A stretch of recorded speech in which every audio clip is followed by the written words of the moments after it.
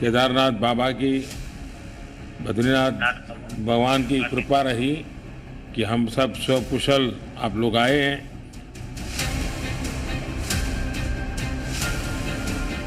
मेरे लिए तो बहुत ही खुशी की बात है, मैं शब्दों में वर्णन भी नहीं कर सकता हूँ। कुछ ऐसा एहसास नहीं हुआ कि हम लोगों को कुछ ऐसी कमजोरी हो रही है या कुछ ऐसा घबराहट हो रहा है, ऐसा कुछ नहीं हुआ। क्योंकि सर हम लोग 41 मेंबर्स थे सर, और सर अदर स्टेट से सर, लेकिन ऐसी कोई बात नहीं, हम लोग सब भाई के जैसा रहते थे। 16-17 दिन समय कम नहीं होता है। आप लोगों ने बहुत बड़ी हिम्मत दिखाई और एक दूसरे का हौसला बनाए रखा। कुछ लोगों को छोड़ दिया जाए तो अधिकांश लोगों ने एक दिशा में काम किया, और हमारे प्रधानमंत्री जी का जो एक भारत श्रेष्ठ भारत का जो संकल्प है, पूरब से पश्चिम, उत्तर से दक्षिण, कश्मीर से लेकर कन्याकुमारी तक, वो यहाँ दिखाई दिया। विशेषज्ञों को, सभी हमारे वैज्ञानिकों को, सभी भारत सरकार की संस्थाओं को, और एक एक व्यक्ति जो मीडिया से भी थे, उन समेत मैं सबका धन्यवाद करता हूं।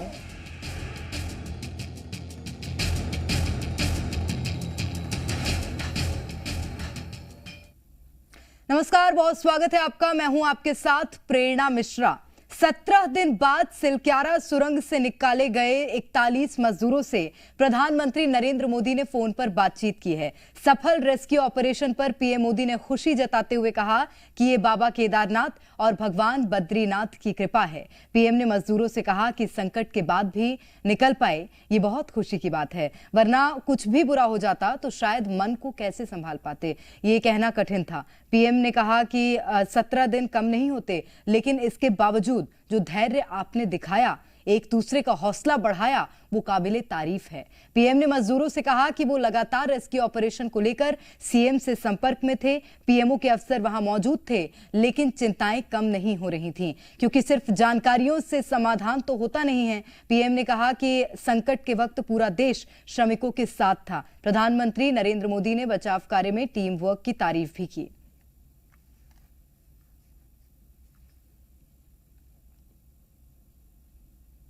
उत्तरकाशी की सिलक्यारा टनल में फंसे 41 मजदूरों को सही सलामत बाहर निकाल लिया गया है। इसके बाद प्रधानमंत्री नरेंद्र मोदी ने सभी श्रमिकों से बातचीत की है। उन्होंने फोन कॉल पर उनका हालचाल जाना है। सबसे पहले तो मैं सभी आपके और आपके सभी साथियों को बधाई देता हूं। एक सुखरूप हम इतने संकट के बाद भी निकल पाए, और मेरे लिए तो बहुत ही खुशी की बात है, मैं शब्दों में वर्णन भी नहीं कर सकता हूँ, वरना कुछ भी बुरा हो जाता तो शायद मन को इतनी कैसे संभाल पाते, कहना कठिन था। तो ये केदारनाथ बाबा की, बद्रीनाथ भगवान की कृपा रही कि हम सब सकुशल आप लोग आए हैं, और 16-17 दिन समय कम नहीं होता है। आप लोगों ने बहुत बड़ी हिम्मत दिखाई और एक दूसरे का हौसला बनाए रखा, ये सबसे बड़ी बात है। क्योंकि ऐसे समय यानी रेलवे के डिब्बे में भी साथ साथ चलते हैं तो कभी न कभी तो तू मैं हो जाती है, लेकिन उसके बावजूद भी आपने सारा धैर्य रखा। मैं लगातार जानकारियाँ लेते रहता था, मुख्यमंत्री जी से भी लगातार संपर्क में रहता था, मेरे पीएमओ के अफसर वहाँ आकर के बैठे थे, तो जानकारियाँ रहती थी, लेकिन चिंता तो कम होती नहीं है। जानकारियों से तो समाधान तो होता नहीं है।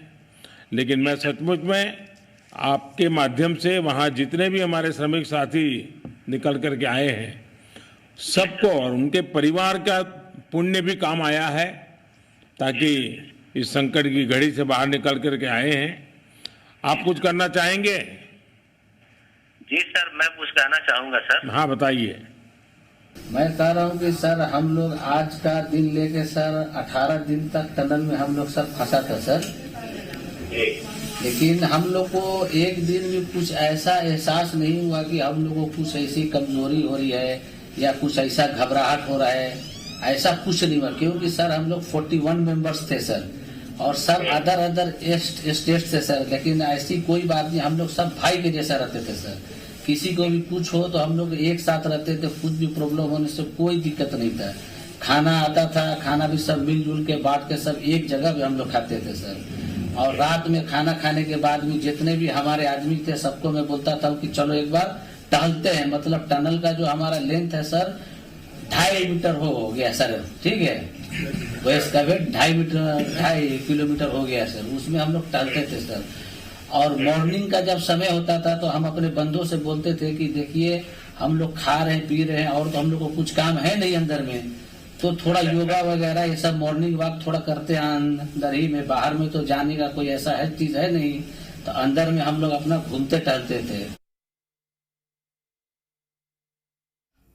और चलिए अब आपको 3 तस्वीरें दिखाते हैं। टनल से बाहर आए 41 मजदूरों की हम तस्वीरें आपको दिखाएंगे किस तरह से 17 दिन ये पूरा रेस्क्यू ऑपरेशन चला। मजदूरों का धामी ने स्वागत किया। एनडीआरएफ एसडीआरएफ का बड़ा योगदान इस दौरान रहा था।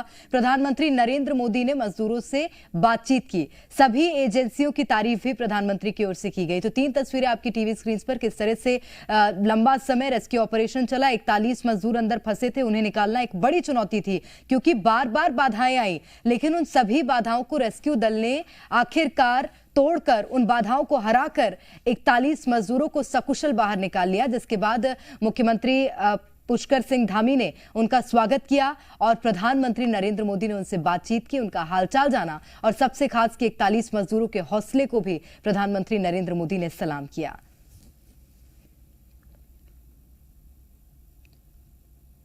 रेस्क्यू ऑपरेशन को पूरा करने में एनडीआरएफ के जवानों ने बड़ी भूमिका निभाई। हर मुसीबत को घड़ी में एनडीआरएफ आगे खड़ा नजर आया और ऐसे ही जवानों से बातचीत की है संवाददाता अंजलि सिंह ने। ये वो 4 लोग हैं जो मुख्यतः उस रेस्क्यू ऑपरेशन के अंतिम चरण में पाइप के अंदर गए, उनको निकाल कर बाहर लेकर आए। इन सबसे आपको मिलवाते हैं और जो लीड कर रहे थे इस पूरी टीम को, सबसे पहले उनका परिचय जानते हैं। सर, अपना नाम बताइएगा और किस तरह से ये रेस्क्यू ऑपरेशन जो है आप लोगों ने अंजाम दिया।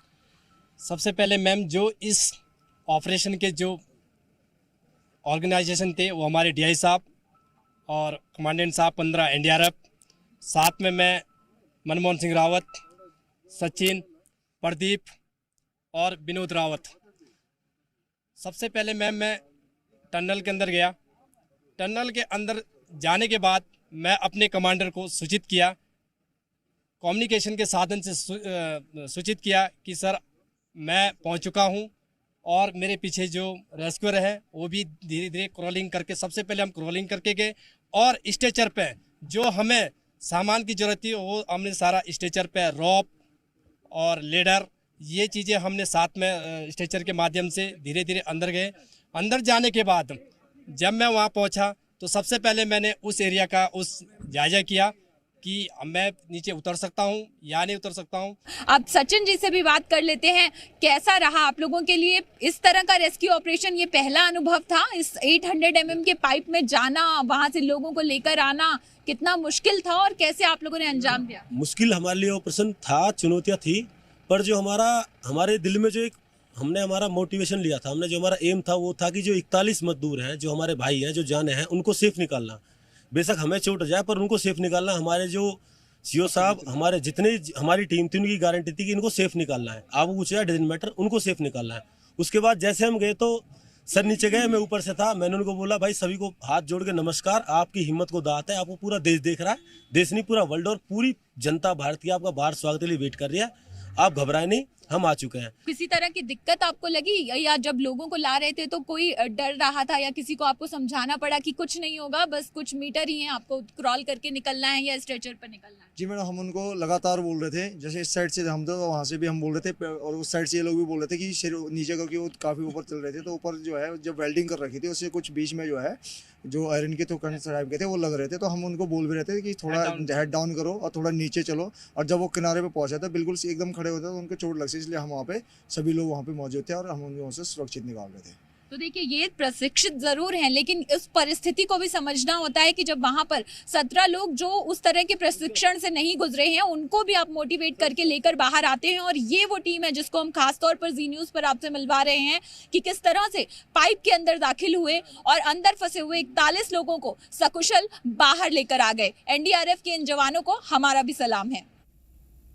उत्तरकाशी की सिलक्यारा सुरंग में फंसे मजदूरों को निकालने के लिए रेस्क्यू टीमें जी जान लगा रही थीं। सुरंग में 17 दिन से फंसे मजदूरों को निकालने के लिए जहां देश विदेश की बड़ी बड़ी मशीनें फेल होती नजर आई, तब वहां रैट माइनर्स ने कमाल कर दिखाया। ऑपरेशन के इन सुपर हीरोज से जी मीडिया की टीम ने खास बातचीत की। ये 12 हीरोज हैं और आज के कह सकते हैं कि सबसे जो सुपर हीरो है ना, या सुपर हीरोज जिनको हम कहते हैं, वो संज्ञा आज इनको ही दी जानी चाहिए, क्योंकि यही वो लोग हैं जिन्होंने आखिरी का सबसे अहम चरण जो है वो पूरा किया। ये 12 लोगों की टीम जो हाथ से अपने देसी तरीके से, देसी तकनीक से जिन्होंने खुदाई की और लोगों को सुरक्षित बाहर निकाला है। जब टेक्नोलॉजी फेल हो जाती है, मशीनरी फेल हो जाती है, तो किस तरह से हाथ जो है वो काम आते हैं। और बात करते हैं यहाँ पर जो लोग हैं, इस पूरी टीम के सदस्य हैं, इनको लीड करने वाले भी लोग हैं, और जो अंदर पाइप के अंदर गए और उन्होंने हाथों से खुदाई की, अपने औजारों से खुदाई की। नाम बताइएगा और ये बताइए क्या रहा अनुभव आपका। मेरा मुन्ना नाम है, और जब मैं गया, मेरे को बुलाया गया, तो पाइप में हम जाते थे, उसमें स्टील आती थी, उसे हम काटते थे, बहुत मुसीबतें आती थी, फिर भी हम हटते नहीं थे। फिर उसके बाद पत्थर भी आता था, उसे भी हम काटते चलते थे। और जब उनके पास पहुँचे थे हम, तो उन्होंने हमें बहुत प्यार दिया, बहुत वो दिया था, और उन्होंने इतनी बड़ी बड़ी बात बोली थी, मैं कुछ कह नहीं सकता। बस जब अंदर आप कह रहे हैं, जब आखिरी वो मलबा का ढेर हटाया होगा, तो पाइप के दूसरी तरफ लोग दिखाई दिए, क्या उस समय कैसा आपको लगा था, और वो आपको देख के कैसा रहा?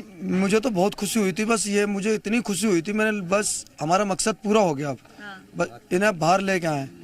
उन्होंने बहुत प्यार किया था हमसे, बहुत उन्होंने इतना वो कहा था, गले से लगाया, सीने से चॉकलेट दिया हमारे को, और बोलने लगे भाई आप ही हमारे लिए भगवान हो। मैंने भगवान हम नहीं, हम तो मजदूर हैं आपकी तरह। मैंने भगवान तो बाहर हमारे वकील साहब खड़े हैं, वो हैं। हाँ भाई, जो हमें चला रहे वही है भाई। आप अंदर गए थे, ये बताइए, जब अंदर पहुंचे आप, तो वो किस तरह से आपने खुदाई, किस तरह से आप लोग कर रहे थे? वो मलबा सामने का था, कितनी कम जगह थी, और क्या दिक्कत आ रही थी, या किस तरह से पूरा काम आप लोग कर रहे थे? थोड़ा आप बता सके हाथों के जरिए कैसा आप कर रहे थे? जी 800 mm का हमारा पाइप था, उसमें हम चल के जाते थे घुटनों के बल, और हमारे पास औजार रहते थे, हिल्टी वगैरह और गुदाली वगैरह, और लोहे की गाड़ी थी वेरिंगों की, जिसके द्वारा हम मट्टी बाहर भेजते थे। जब हम एंड में पहुंचे तो हमने उसमें एंड में जाके सब्बल मारी, फिर वो बाहर निकाली। सब्बल मारने के बाद उन्होंने बाहर सब्बल देखी अपनी तरफ, तो वो भग के आए, फिर उन्होंने अपनी तरफ से मलबा हटाना शुरू करा, फिर हमने भी करा। तो जब हम दोनों भाई अंदर गए थे। अच्छा, तो आखिरी में मलबा जो है हटाकर फिर आप दोनों अंदर गए थे? जी जी। तो कैसे आप, किस तरह से, क्या औजार आपने यूज किए थे, और किस तरह से चीजें आपने वहां से सामने से मलबा हटाया? कुछ अड़चन आई बीच में? अड़चन तो जी मैम आई थी, लेकिन अड़चनों का सामना करते हुए ही हमने ये मुश्किलों से ही कटाई की है। पत्थर है, सरिया है, इसके लिए औजार रहते हैं हमारे पास, छोटे मोटे अपने जो होते हैं। अभी आप क्या कर, ये बता सकते हैं हमको, जैसे वो छोटा सा मान लीजिए स्पेस है, अगर आप बैठ करके दिखा सके कि कितना वहाँ पे किस तरह से आप लोग बैठे थे? इस तरीके से ज्यादातर बैठा जाता है वहाँ पे, बस। हाँ, अधिक से अधिक इसी हिसाब से हमारी कटाई होती है, इसी से हमारी खुदाई होती है, और इसी स्पेस से ये मिट्टी हम इस साइड करते हैं पीछे। अच्छा, हाँ, तो अगर हम माने कि जैसे यहाँ पर मलबा है जहाँ मैं बैठी हुई हूँ, और आपके पास ये छोटी सी जगह है, तो इसमें आप ये पोजीशन लेकर बैठते थे, पैरों को मोड़ करके? जी जी जी। और फिर आगे से ये मलबा मान लीजिए दीवार है, तो किस तरह से इसको हटाते थे आप? इसको इसी हिसाब से काटते हैं। ड्रिल मशीन होती है, हिल्टी या गुदाली होती है, गुदाली इस तरीके से चलेगी, और ड्रिल मशीन ऐसे चलाते हैं, बस उसमें पत्थर के लिए काटते हुए जाते हैं। तो बीच में पत्थर भी आए होंगे? हाँ, जी जी जी, पत्थर आते हैं बीच में, उन्हें पाइप के फेस से ही काटा जाता है, इतना बचा के। तो क्या हाथों से भी बीच में आप लोग मलबा हाथों से? हाँ, हाथों से पूरा ही मलबा ये हाथों से ही हटाना पड़ता है पूरा। अच्छा। हाँ, पीछे करना पड़ता है। अच्छा, तो ये जब उस जगह पर बैठे थे, कितनी देर आप लोग, हम 3 घंटे तक, एक लड़का 3 घंटे तक बैठता है, उसके बाद में 3 घंटे के बाद में दूसरी टीम जाती है।